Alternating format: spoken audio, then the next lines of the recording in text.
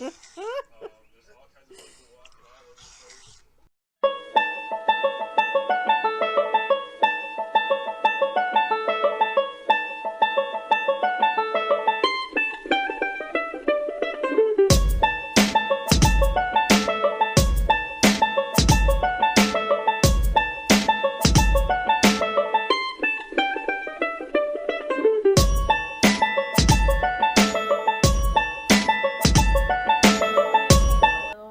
time to get on here and explain exactly what we're talking about when we talk about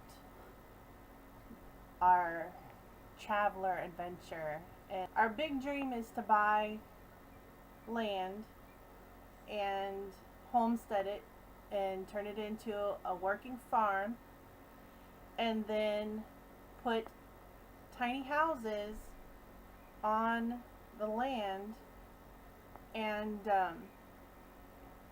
have families that are homeless or in need live in the tiny houses and teach them to be self-sufficient in how to farm and homestead and just basically make like a community for homeless families that need help learning how to be self-sufficient. We're kind of both passionate about the homeless situation for families because when my passion for it started when I was about 16 or 17. My family had a fire and we had no electricity. It was right before Christmas. We had a fire and it knocked out all of our electric, and so that meant no running water, no electricity, no heat. And so we learned how to be self-sufficient. We would heat with kerosene heaters. We drew water up out of the cistern with buckets. And we washed the clothes and hung them up on a line. And that was sort of the start of my fascination with living without, I guess you would say, what do you call it? Creature comforts like electricity and water, and just learning how to live natural. Because basically, for my family, that was the best time of our lives, was learning how to be sufficient without having the comforts of modern society, I guess you would say. So we did that for about a year, and I learned a lot. And I want to be able to pass on to other people that it's not, you don't have to have all those things to have a good life. Yes, they're nice, but there's some situations, like with the way the world is today, that you just might have to learn how to be self-sufficient without the things of the world. And we want to help other families learn how to do that. Would you like to tell about your experience with homelessness and why you're passionate about helping other people deal with their homeless situation and learn to be self-sufficient?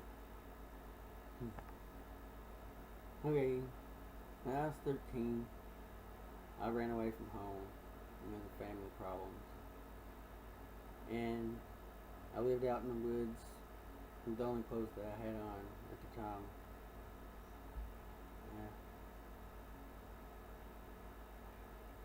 It was cold during the winter. I did it a couple years, at least.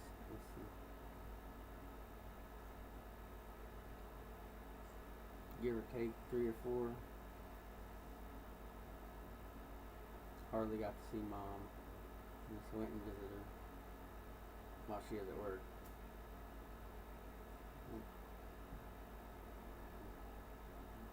I guess that's it.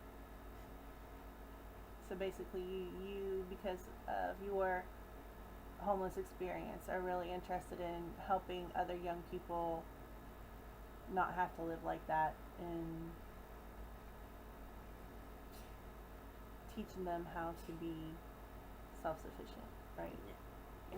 after we got married, some family members that we love dearly, and we're not going to say anything bad about them at this point because we've all forgive and forget, um, due to some circumstances where we were trying to help other family members and kind of got, I guess you would say, the short end of the stick. We ended up homeless for about 2 months.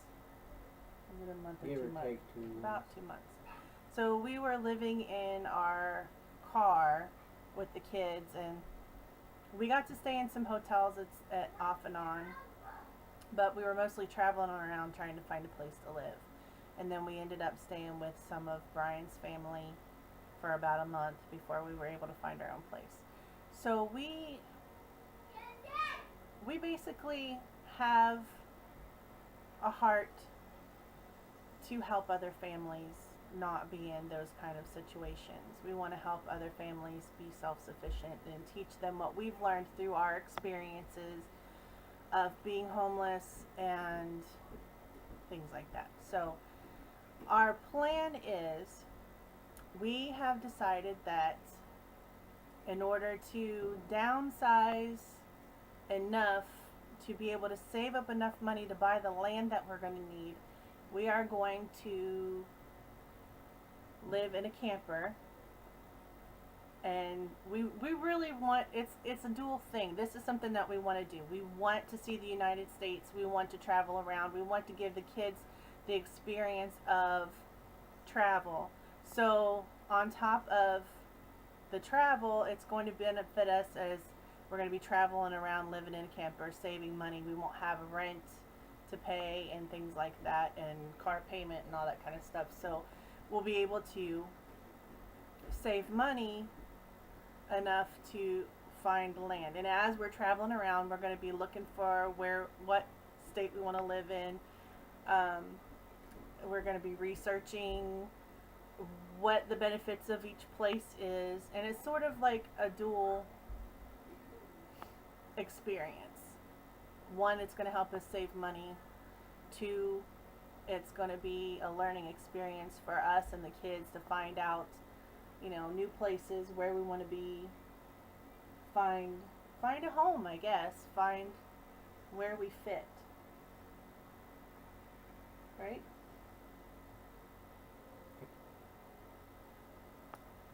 So that is our big dream. And then the next step after we find the land that we want to buy is that we're going to homestead,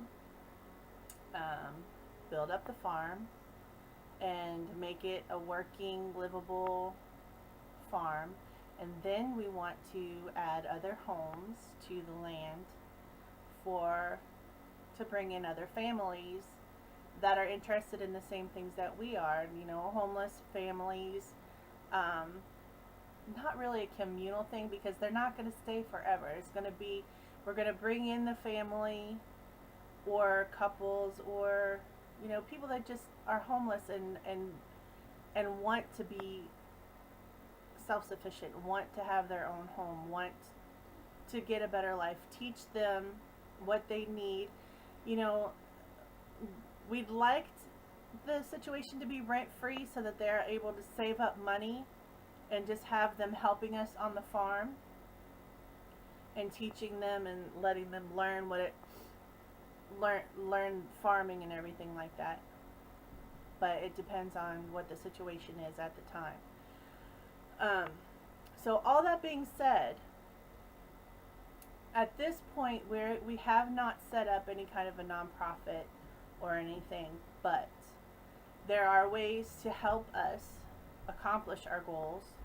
One of which is we are soap makers, and we have a soap making business. And if you go to www.fowlersoap.com, that's FOWLERSOAP.com,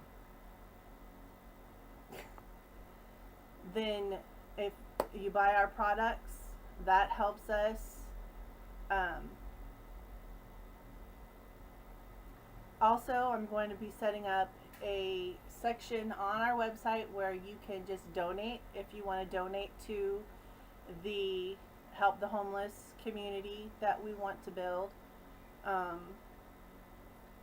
I also we crochet and knit, so there will be some like rewards for different levels of donations. We will be giving gifts of soap or a gift of knitted products. We also have a Patreon. If you look up Fowler Soap Patreon, you could go there, and we are also making YouTube videos about our experience and how we're going about getting ready to downsize everything, and techniques that we're going to be using to just make living in a camper with 5 kids possible. We're homeschoolers, and yeah, we want to take you on this trip with us, on this journey with us, and show you all the exciting things that we're doing. So come be a part of our family on YouTube and get to know us. And we already have some videos up there of some little things that we've been doing with the kids and homeschooling trips and things like that. So that's what we're all about at this point in our lives, and pray for us. And we also added a new family member, and she will be joining us on our travel adventure, and her name is Miss Dixie, and we love her. Yes we do. Yes we do. Yes we do. And we're really excited about starting our trip. So we will be letting you know. Next weekend is when we're looking at the camper, or this weekend, this Saturday, we're going to look at the camper, and it'll probably take us about a month to pack and get rid of everything that we're going to get rid of, and put what we're going to keep for when we get settled into storage. And we're going to be also, not this month but next month, buying a better vehicle to pull the camper with. And so it'll take us about 2 months basically to get out of here. Well, 1 month actually, if we do everything good. So we will keep you updated. Make sure you like and subscribe.